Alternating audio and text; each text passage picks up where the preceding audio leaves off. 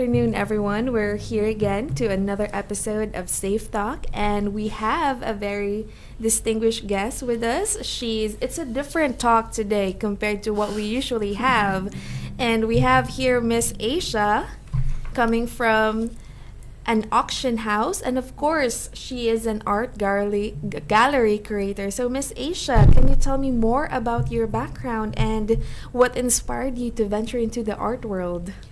Hello. Thanks for having me today.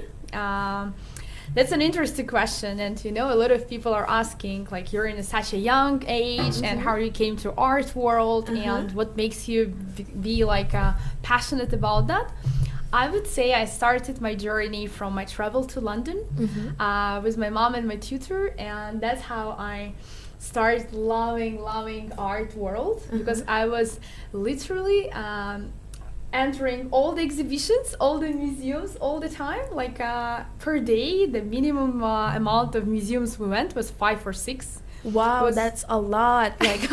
How long were you walking the whole day? Yeah, the whole day was deducted to the museums, but our trip was not linked to the art. My trip was there just to practice my English skills and to talk with people, to do the basic. But really, it ended up entering a lot of museums. And also, another background is my mom is into jewelry business. So all my childhood, I used to go to all the jewelry exhibitions. I went with her everywhere. So, and jewelry is also it's an art by itself. So I think the combination of these two makes me feel like I really love exhibitions, art, and all that. Okay. Well, so when you came to Dubai, you are now collaborating with My Safe Dubai, especially with us, putting all your artwork and beautifying our site. So what got you into partnership with us? What sparked the interest in storing your arts here in My Safe? I'm really open to cooperations, and for me it's really important who I cooperate with. And when I see that there is a interesting partner who has the same values, who has the same client type, I always do to cooperate, and that's how we started our cooperation. I thought it would be really interesting, because a lot of my clients and your clients, they are looking for the same things. They have the same since I'm also a founder of art club, so I'm the person who's uniting people from different fields, and art lovers are the ones who's in a different field. So that's why we're also about to cooperate, and I'm really grateful for our cooperation, because I really like your vision of your company, the values that you have, and I think we're sharing the same. So why not to cooperate, right? Yes, we're so happy that you contacted us and have your art out of all the safety deposit box companies here in Dubai, of course. So when you were moving to Dubai, what type of unique location that influenced you to come here instead of other parts of the globe? We know that in Italy, of course, in France, in the States, there are a lot of auction houses. Then what made you choose to come here in Dubai? To talk a little bit about my background, I studied in United States. I was studying in Los Angeles. Oh, wow. Yeah, also graduated. Which university? I was into business administration. Oh, that's also, a different I studied, field. yes, in Sotheby's Institute of Art in New York. So I'm into this, and my background is business administration and art management. So, and I traveled a lot, and I'm also author of an interesting art exhibition. It's a big art project which I call Cultural Bridge. So I've done a lot of exhibitions all over the world, and in 2019 we've done 2 times in Switzerland, in France, in USA, in Qatar, everywhere. And having an international background, of course you can open an art gallery and art spaces anywhere in the world, and when you have a big options, big opportunities and everything, but I really do love Dubai. And I would say that it's interesting, but my journey, even though I graduated in Moscow, I studied in Moscow, I'm Armenian from Moscow, my journey started in Dubai. And the first time when I was studying at university, I entered one of exhibitions, art exhibitions here. And my first touch to art world, like a practice, was actually in Dubai. And here is the first painting I sold. I'm telling you the story, yes. The first painting ever. That's why she chose Dubai, because she made her first money here. Not about that. That time I was volunteering for one of the galleries. It was not my own project that time because I was studying.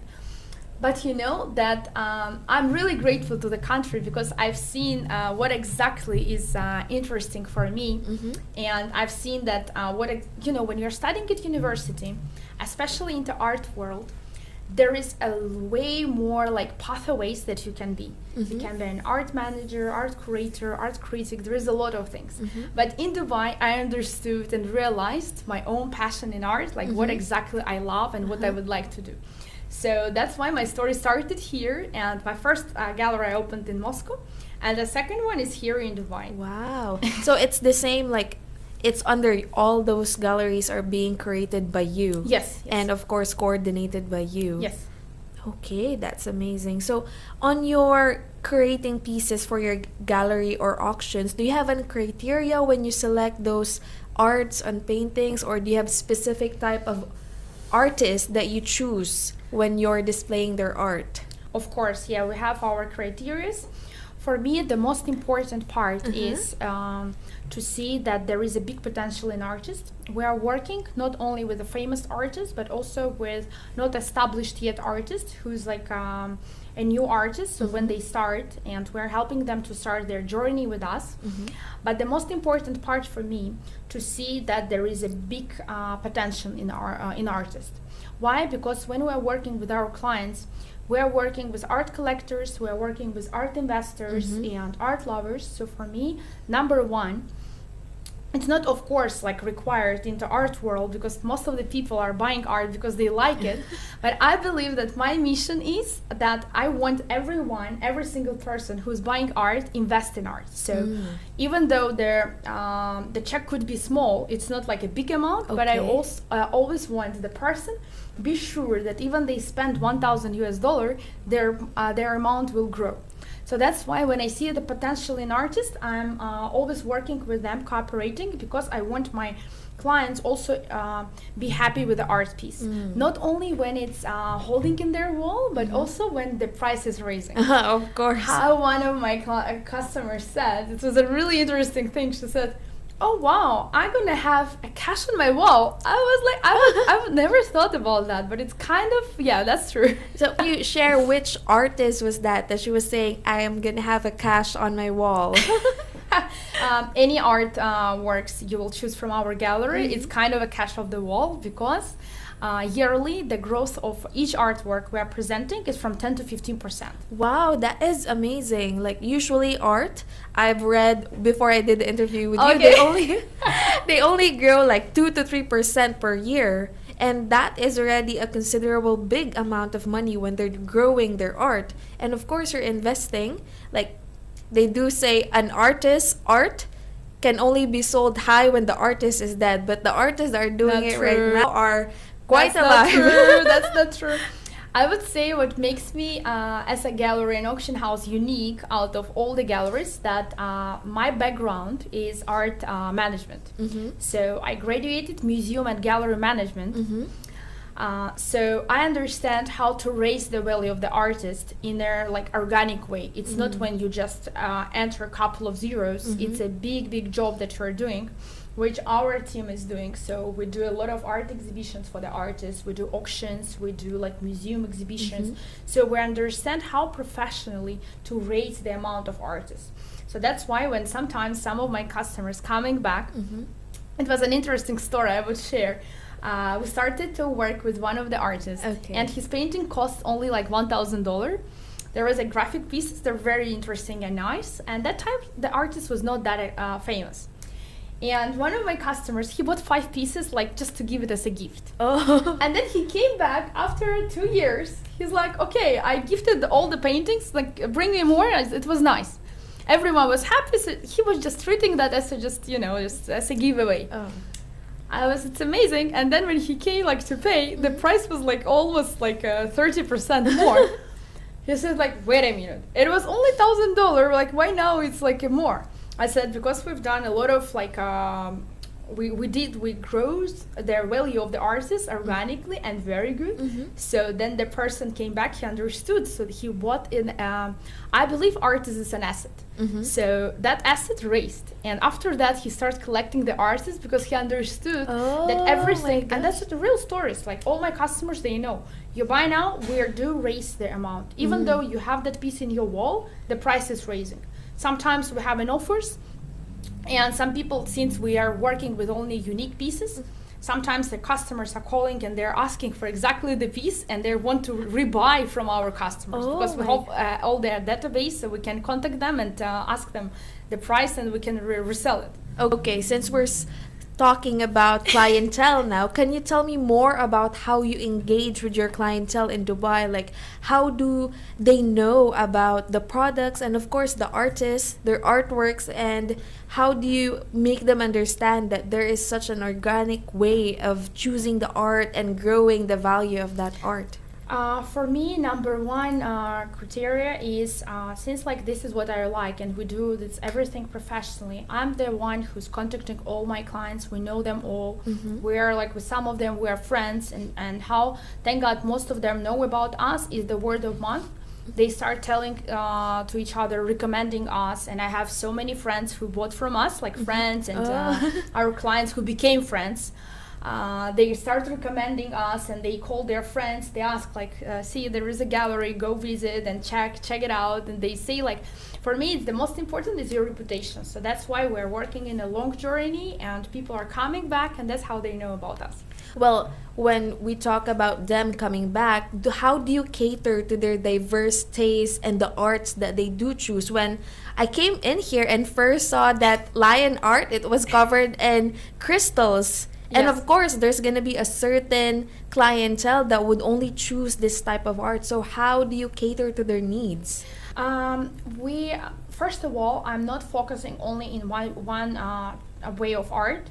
I believe that even one person can has couple of apartments, villas, and each of them is different style. All of us are unique, and every day we're waking up with different moods. We want to wear different style. We want to drive different cars. So it's also a period of time that we have. So same should be with art. Some people, for example, they have different rooms, and each room has unique style, unique color, and it should match it.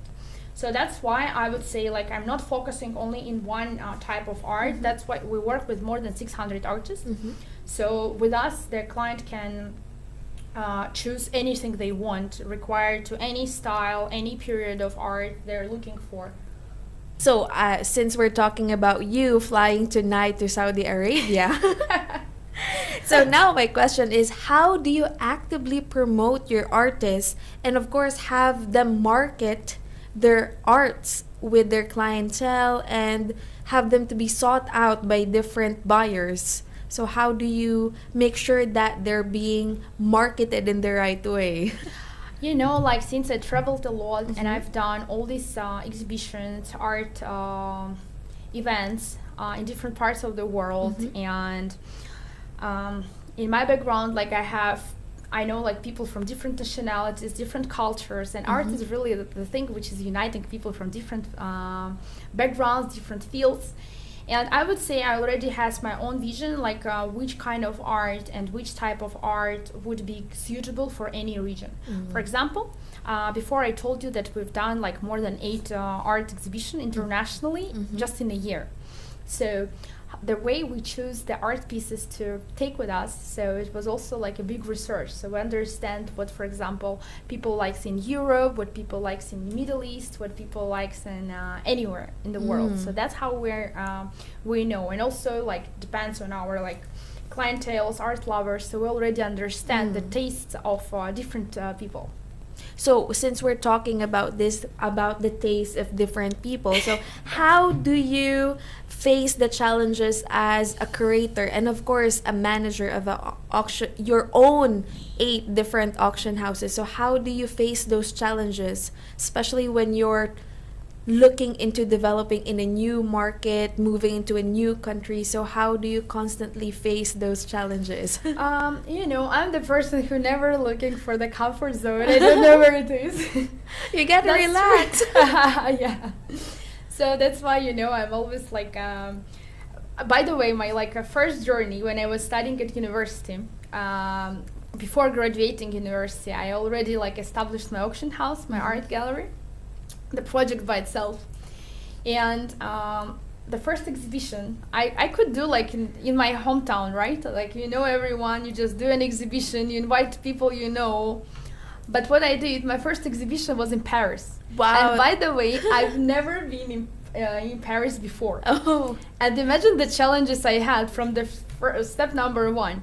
Where to do the exhibition, who to invite, if you don't know any places, anything, anyone. So I started using my communication skills, that, I wrote to the mail. So it was I always find the challenges, but I believe that they are making us stronger. Of course, it was super hard for me, studying, working on my project, traveling abroad. But the most interesting part was when I graduated university, I was talking about already established project, and I already talked. I remember there was 9 people in the commission in Moscow when you're graduating at the university. There is people, the jury, who's giving you the value of your presentation. And I was already presenting not a myth project, it was already existing project, and I was telling the stories, they're the exactly ones. Oh. So that's the most important for me. So I never find I always find challenges in my life. So when we're talking about these challenges, and of course with the digital age right now, how do you embrace this type of enhancement in art buying? How do you make technology and of course the history of art in a way that it's still romantic to the buyers?